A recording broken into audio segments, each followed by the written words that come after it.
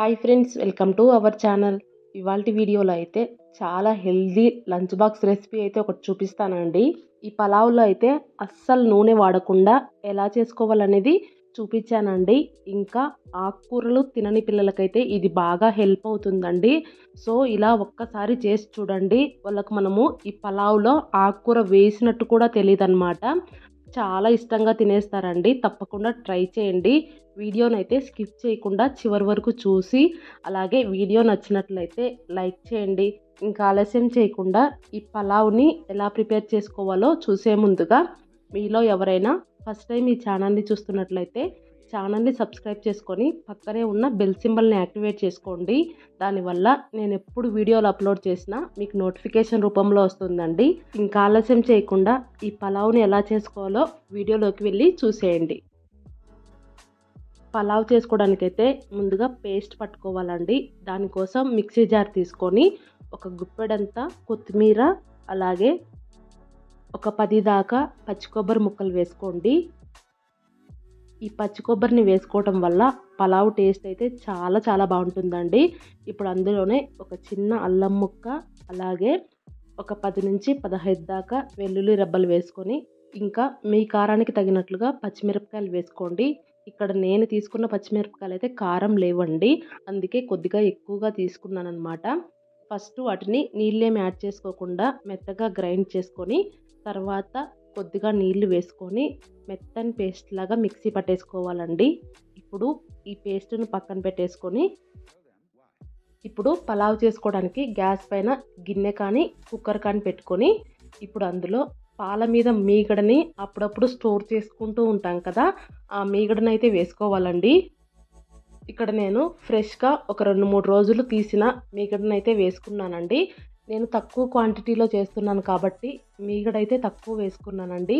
మీగడ వేసుకున్న తర్వాత కొద్దిసేపు గరిటెతో కలుపుకుంటూ వేడి చేసుకున్నారంటే అది కొద్దిగా కరుగుతుందండి. ఇలా కరిగిన తర్వాత ఇప్పుడు అందులో బిర్యానీ మసాలాలన్నీ వేసుకోవాలండి. అంటే చెక్క, లవంగాలు, నల్ల యాలకులు, అనాస పువ్వు, జాపత్రి, ఇంకా అలాగే నార్మల్ యాలకులు, ఇంకా బిర్యానీ ఆకు, ఇవన్నీ వేసుకొని మసాలాలన్నింటినీ కొద్దిసేపు ఫ్రై చేసుకోవాలండి. ఈ మసాలా దినుసులన్నింటినీ ఒక అర నిమిషం పాటు ఫ్రై చేసుకున్న తర్వాత ఇప్పుడు అందులో పొడవుగా సన్నగా కట్ చేసి పెట్టుకున్న ఒక పెద్ద ఉల్లిపాయ అయితే వేసుకోవాలండి. కొద్దిసేపు కలుపుకుంటూ ఉల్లిపాయనైతే గోల్డెన్ బ్రౌన్ కలర్ రానివ్వాలండి.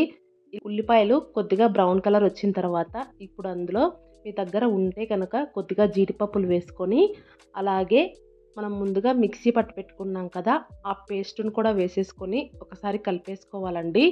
ఈ పేస్ట్ వేసుకున్న తర్వాత అయితే గ్యాస్ని అయితే సిమ్లో పెట్టుకోవాలి. సిమ్లో పెట్టేసుకొని పేస్ట్ పచ్చి వాసన పోయేంత వరకు ఉడికించుకోవాలి. ఒక 5 నిమిషాల పాటు సిమ్లోనే ఉడికించుకున్నారంటే ఆయిల్ మొత్తం బయటకు తేలుతుందండి. దాని తర్వాత సన్నగా కట్ చేసి పెట్టుకున్న ఒక అరకట్ట మెంతికూర వేసుకొని దానిని కూడా పేస్ట్లో కలిసిపోయేలాగా బాగా కలిపేసుకోవాలండి. మెంతికూర వేసుకున్న తర్వాత కూడా గ్యాస్ని అయితే సిమ్లోనే పెట్టుకొని మెంతికూరనైతే బాగా మగ్గించుకోవాలండి. ఇలా మెంతికూర కొద్దిసేపు ఉడికిన తర్వాత అది క్వాంటిటీ అయితే తగ్గడం స్టార్ట్ అవుతుందండి. అలాగే ఈ టైంలోనే ఒక స్పూన్ ఉప్పు వేసేసుకొని ఇంకొద్దిసేపు మెంతికూరని బాగా మగ్గనివ్వండి. ఒక 5 నిమిషాల పాటు మూత పెట్టుకుంటూ అలాగే మధ్య మధ్యలో కలుపుకుంటూ మగ్గించుకున్నారంటే మెంతికూర మొత్తం మెత్తగా అయిపోతుందండి. ఇక్కడ చూస్తున్నారు చూడండి, అలా అయిపోతుందన్నమాట. ఆ తర్వాత కడిగి నానబెట్టుకున్న బియ్యం అయితే వేసుకోవాలండి. ఇక్కడ నేనైతే 1.5 గ్లాస్ బియ్యం అయితే తీసుకున్నానండి. బియ్యం వేసుకున్న తర్వాత ఆ పేస్ట్లో కలిసిపోయేలాగా ఒకసారి బాగా కలిపేసుకోండి. మనము ఇప్పటి వరకు ఇందులో ఏం మసాలాలు వేసుకోలేదు కదండి. జస్ట్ ఒక చిన్న స్పూన్తో ఒక స్పూన్ గరం మసాలా, అలాగే కొద్దిగా బిర్యానీ మసాలా వేసుకోండి. ఫ్లేవర్ అయితే చాలా బాగుంటుందన్నమాట. ఇప్పుడు ఆ మసాలాలు కూడా బియ్యంలో కలిసిపోయేలాగా బాగా కలుపుకుంటూ ఒక అర నిమిషం పాటు బియ్యాన్ని అలాగే ఫ్రై చేసుకోండి. తర్వాత ఇప్పుడు అందులో ఎసరు వేసేసుకోవాలండి. నేను కుక్కర్లో చేస్తున్నాను కాబట్టి 1 గ్లాస్ బియ్యానికి 1.25 గ్లాసు ఎసరైతే వేసుకుంటున్నానండి. ఒకవేళ నార్మల్గా చేసుకునే పాటైతే 1 గ్లాస్కి 2 గ్లాసులు ఎసరు వేసుకుంటే సరిపోతుందండి. ఎసరు వేసుకున్న తర్వాత మొత్తం ఒకసారి బాగా కలిపేసుకొని ఉప్పు చెక్ చేసుకోండి. ఉప్పు సరిపోకపోతే కొద్దిగా ఉప్పు వేసుకొని అడ్జస్ట్ చేసి కుక్కర్ మూత పెట్టేసి మీడియం ఫ్లేమ్లో ఒక్క విజిల్ రానివ్వండి. ఒక్క విజిల్ రానిస్తే అన్నం ఉడుకుతుందో లేదో అని మీకు డౌట్ రావాలండి. ఉడుకుతుందండి.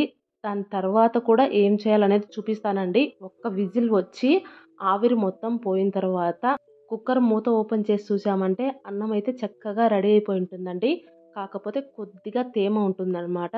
ఇప్పుడు మళ్ళీ గ్యాస్ని వెలిగించుకొని సిమ్లో పెట్టేసుకొని ఆ తేమ మొత్తం పోయేంత వరకు మగ్గించుకున్నామంటే మెంతికూర పలావ్ అయితే రెడీ అయిపోతుందండి. రెడీ అయిపోయిన పలావ్ని ఎమ్మటే సర్వ్ చేసుకోకుండా ఒక 10 నిమిషాలు అలా వదిలేసి సర్వ్ చేసుకొని తిన్నామంటే పలావ్ టేస్ట్ అయితే చాలా చాలా బాగుందండి. మా పిల్లోళ్ళు అయితే ఆకుకూరలు అస్సలు తినరండి. సో ఇలా చేసి పెట్టానన్నమాట. పిల్లోళ్ళు అయితే అస్సలు మిగిల్చుకోకుండా లంచ్ బాక్స్ మొత్తం ఖాళీ చేసుకొని వచ్చారండి. మీరు కూడా ఒకసారి కొత్తగా ఇలా ట్రై చేసి చూడండి. పిల్లల లంచ్ బాక్స్ని హెల్తీగా చేయొచ్చు అనమాట.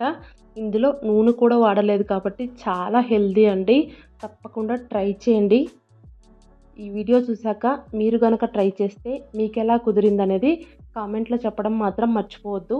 అలాగే ఈ వీడియో మీకు నచ్చినట్లయితే లైక్ చేయండి, షేర్ చేయండి. కొత్తగా చూస్తున్న వాళ్ళు సబ్స్క్రైబ్ చేసుకోండి. Thank you for watching. Bye bye.